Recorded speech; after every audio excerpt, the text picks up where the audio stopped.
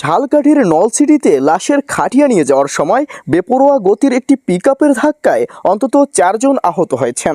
এ ঘটনায় ক্ষুব্ধ এলাকাবাসী পিকআপটিতে আগুন ধরিয়ে দেয়। পরে ফায়ার সার্ভিস ঘটনাস্থলে পৌঁছে আগুন নিয়ন্ত্রণে আনে।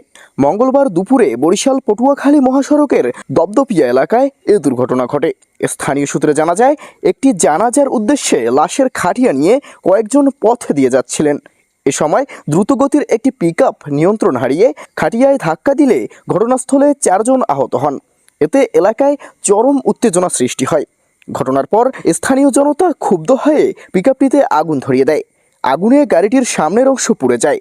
খবর পেয়ে নলছিটি ফায়ার সার্ভিসের একটি দল দ্রুত ঘটনাস্থলে পৌঁছে আগুন নিয়ন্ত্রণে আনে।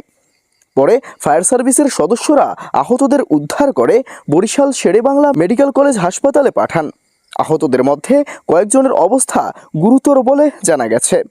ঘটনার পর মহাসড়কে কিছু সময় যান চলাচলে বিঘ্ন ঘটে। পুলিশ পরিস্থিতি নিয়ন্ত্রণে এনে যান চলাচল স্বাভাবিক করে।